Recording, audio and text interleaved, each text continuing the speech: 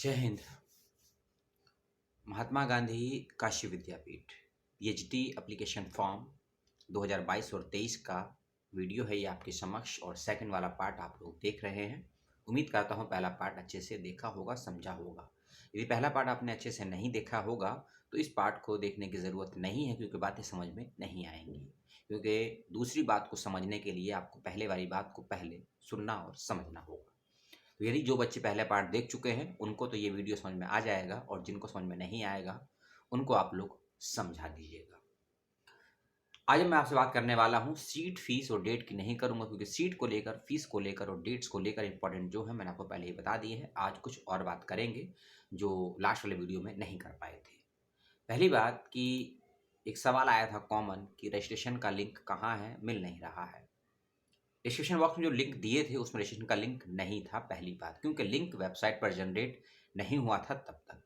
जब मैं आपसे अभी बात कर रहा हूं वीडियो बनाते वक्त में लगभग 29 दिसंबर की शाम हो रही है, तब तक विश्वविद्यालय की वेबसाइट पर लिंक ओपन हो चुका है और काम भी कर रहा है। तो वीडियो डिस्क्रिप्शन बॉक्स को चेक कर लीजिएगा। अप्लाई करने का पीएचडी का 22 और 23 का लिंक वेबसाइट पर आ गया है, मैंने आपको दे दिया है, क्योंकि विश्वविद्यालय ने यूजी और पीजी के एप्लीकेशन फॉर्म भी निकाले हैं 22 और 23 के। तो लिंक में कन्फ्यूजन ना हो आपका कि आपका लिंक कौन सा है पीएचडी का, तो इसके लिए लिंक मैंने डिस्क्रिप्शन बॉक्स में दे दिया है। दूसरी बात यह है कि अप्लाई करने से पहले एलिजिबिलिटी क्राइटेरिया ध्यान से देख लीजिएगा, पढ़ लीजिएगा, समझ लीजिएगा। अप्लाई करने से पहले अगर कोई बात समझ में ना आए तो उसको ध्यान से सुन लीजिएगा और पूछ लीजिएगा कमेंट करके। जब आप रजिस्ट्रेशन फॉर्म को भरेंगे तो अपना जैसे ही आप परिचय भरेंगे, जो अपना पहला फाउंडेशनल राउंड वाला भरेंगे, उसके बाद आपको फीस सबमिट करनी होगी। उसके बाद आपको फीस सबमिट करनी होगी रजिस्ट्रेशन की, और फीस सबमिट करने के बाद ही आप आगे के फॉर्म को कंप्लीट कर पाएंगे। खासकर अपना एप्लीकेशन स्टेटस और अपना एकेडमिक रिकॉर्ड जो आपको भरना होगा वो तभी भर पाएंगे जब आप पहले फीस को सबमिट कर देंगे। यानी कि रजिस्ट्रेशन करिए, उसके बाद फीस को सबमिट करिए, चलान निकालिए, ऑनलाइन भरिए, उसके बाद अपने फॉर्म को कंप्लीट करिए। उसके बाद आप प्रिंट आउट कॉपी निकाल पाएंगे, क्योंकि प्रिंट आउट कॉपी को निकालना बेहद ज़रूरी है। और प्रिंट आउट कॉपी निकालने की, अपने पास रखने की उसकी लास्ट डेट क्या है ये भी मैंने आपको कल वाले वीडियो में बताई थी, लास्ट वीडियो में, इसलिए उसको देख लीजिएगा। ये आपने देख लिया। और अब मैं आपको बताता हूँ फॉर्म के विषय में कुछ एलिजिबिलिटी क्राइटेरिया क्या होंगी एप्लीकेशन फॉर्म को भरने के लिए, क्योंकि एक सवाल आया था कि थर्ड सेम चल रहा है, क्या फॉर्म भर सकते हैं। और एक बच्चे का सवाल आया था कि पीजी उनका डिस्टेंस एजुकेशन से है तो क्या वो भी फॉर्म भर सकते हैं। ऐसे ही सवालों के जवाब भी मिलेंगे आपको, और क्या क्या एलिजिबिलिटी है फॉर्म को भरने की, और किन बच्चों को प्रवेश परीक्षा नहीं देनी है, और कौन कौन से डॉक्यूमेंट आपको लगाने पड़ेंगे एप्लीकेशन फॉर्म भरते वक्त में, ये सारी जानकारी इस वीडियो में आपको आगे मिलेगी। अब करते हैं शुरुआत।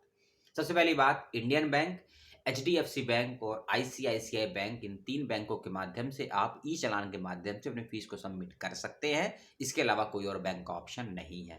लेकिन ऑनलाइन माध्यम से फीस को सबमिट करना है तो उसके लिए आप किसी भी बैंक का प्रयोग कर सकते हैं जो ऑनलाइन का पेमेंट गेटवे का ऑप्शन दिया है। इसका ध्यान रखिएगा। 750 रुपये SC/ST का, और जर्नल और ओबीसी का फीस 850 रुपये रखा गया है पीएचडी का। प्रिंट आउट निकालने की जो लास्ट डेट है कंफर्मेशन पेज की, वह है 10 जनवरी, और फीस सबमिट करने की लास्ट डेट है 7 जनवरी। फॉर्म को भरने की लास्ट डेट है 5 जनवरी। फिर से मैं डेट को रिपीट कर रहा हूँ। फॉर्म भरने की लास्ट डेट है 5 जनवरी, फीस को सबमिट करने की डेट है 7 जनवरी। चाहे ऑनलाइन फीस जमा करें, ऑफलाइन करें, और फीस जमा करने के बाद कंफर्मेशन पेज को डाउनलोड करने की, निकालने की लास्ट डेट है 10 जनवरी। 5, 7 और 10 जनवरी फॉर्म वेबसाइट पर आ गया है। तो मैंने बैंक आपको बता दिया, सीट मैंने आपको बता दी। अब कुछ और बातें। पहली बात, जो एलिजिबिलिटी क्राइटेरिया दिया है, ऐसे विद्यार्थी जिनका ग्रेजुएशन 4 साल का है, ऐसे विद्यार्थी जिनका ग्रेजुएशन 4 साल का है, पीजी 1 साल का है, अप्लाई कर सकते हैं, पहली बात। दूसरी बात यह है कि ऐसे विद्यार्थी जिनका ग्रेजुएशन 3 साल का है, पीजी 2 साल का है, वो भी आवेदन कर सकते हैं। तीसरी चीज, आप ग्रेजुएशन में यदि 55% अंक हैं और आप जनरल ओबीसी कैटेगरी में हैं तो आवेदन कर सकते हैं। इसके अलावा यदि आप पीएच है, ट्रांसजेंडर हैं, एससी हैं, एसटी हैं, ओबीसी नॉन क्रीमी लेयर है, और पीजी में यदि आपका 55% नंबर है, 50% नंबर है, तो आप आवेदन कर सकते हैं। ऐसे विद्यार्थी जिनका पीजी के 4th सेमेस्टर में या सेकेंड ईयर में ईयर बैक लगा है, वो भी आवेदन कर सकते हैं। और जब आपका पीएचडी में फाइनल एडमिशन हो जाएगा लगभग फरवरी मार्च तक, अगर तब तक आपका उस सब्जेक्ट में जो ईयर बैक लगा है, फेल है, उसको पास नहीं करते हैं तो आपका पीएचडी का एडमिशन रद्द कर दिया जाएगा, कैंसिल कर दिया जाएगा। लेकिन जिनका 4th सेमेस्टर है या 4th सेमेस्टर का रिजल्ट नहीं आया है, एग्जाम दे चुके हैं, वो बच्चे भी आवेदन कर सकते हैं। लेकिन यदि आप पीजी के फर्स्ट ईयर में या 2nd सेमेस्टर में है तो आप लोग आवेदन मत करिएगा, ठीक है। 3rd सेमेस्टर कंप्लीट या 4th सेमेस्टर वाले बच्चे ही इसमें आवेदन कर सकते हैं। एक और बात, आपका पीजी चाहे भारत के किसी भी विश्वविद्यालय से हो, आपका पीजी भारत के किसी भी विश्वविद्यालय से हो, जो 940 विश्वविद्यालयों के नामांकन की लिस्ट है यूजीसी की वेबसाइट पर, तो आप एलिजिबल हैं अप्लाई करने के लिए। आपका पीजी चाहे यूपी से है या यूपी से बाहर से है तो अप्लाई कर सकते हैं। आपका पीजी पार्ट टाइम है, पीजी आपका पार्ट टाइम माध्यम से है या फुल टाइम माध्यम से है या डिस्टेंस माध्यम से है, तीनों ही माध्यम के करने वाले पीजी बच्चे आवेदन करने के लिए 100% एलिजिबल हैं। इन बातों का भी ध्यान रखिएगा, ठीक है। क्योंकि एक मन में डाउट था कि जिन बच्चों का डिस्टेंस माध्यम से पीजी है क्या वो अप्लाई नहीं कर सकते हैं, ऐसा कोई भ्रम मत रखिएगा, आप भी अप्लाई कर सकते हैं। क्योंकि बहुत से विश्वविद्यालय ऐसे नहीं हैं, बल्कि भारत में जो मेरा डेटा रिसर्च कहती है पिछले 5-6 सालों का यूट्यूब पे, कि लगभग 80% विद्यार्थी ऐसे हैं भारत में जो अपनी पढ़ाई लिखाई ऑनलाइन माध्यम से या डिस्टेंस माध्यम से लेते हैं। रेगुलर माध्यम से पढ़ाई केवल 15 से 20% बच्चे ही ले पाते हैं, ये भारत की सच्चाई है। आगे चलते हैं और आगे कही बात है कुछ एग्जाम्प्टेड को लेकर, और प्रवेश परीक्षा के पैटर्न की बात बाद में करूंगा। जिन बच्चों का या फिर जो विद्यार्थी कह लीजिए, जिन बच्चे कह लीजिए जो महात्मा गांधी काशी विद्यापीठ में किसी ना किसी पद पर पढ़ा रहे हैं या महात्मा गांधी काशी विद्यापीठ से संबंधित किसी विद्यालय में शिक्षक हैं, अस्थायी या परमानेंट, वो आवेदन कर सकते हैं। और ऐसे एप्लीकेशन कर्ता को प्रवेश परीक्षा देने की जरूरत नहीं है, उनको एग्जाम्पशन दिया गया है, छूट है। एप्लीकेशन करने वाले ऐसे विद्यार्थी जो यूजीसी या सीएसआईआर की नेट या फिर जेआरएफ की परीक्षा पास कर चुके हैं, उनको ये प्रवेश परीक्षा देने की अनुमति नहीं है, लेकिन उनको भी छूट है। ऐसे आवेदनकर्ता जो गेट क्वालिफाई हैं, जो कि होता है ना graduate aptitude test, teaching ability test, अगर आपने इसको भी पास कर रखा है 75% या उससे ज्यादा के स्कोर के साथ, तो आपको प्रवेश परीक्षा देने की जरूरत नहीं है। इसके अलावा सभी को प्रवेश परीक्षा देनी होगी, ठीक है। आगे चलते हैं, प्रवेश परीक्षा के पैटर्न की बात मैं आपसे बाद में करूंगा, ठीक है। इसके अलावा कुछ और विद्यार्थी भी हैं जिनको प्रवेश परीक्षा नहीं देनी होगी, जैसे कि इसमें लिखा है विदेशी विद्यार्थी, जो विदेशी लोग हैं जिसको हम एनआरआई बोलते हैं, अगर आवेदन करते हैं तो उनको भी प्रवेश परीक्षा नहीं देनी होगी, प्रवेश परीक्षा से उनको भी एग्जाम्प्टेड किया गया है।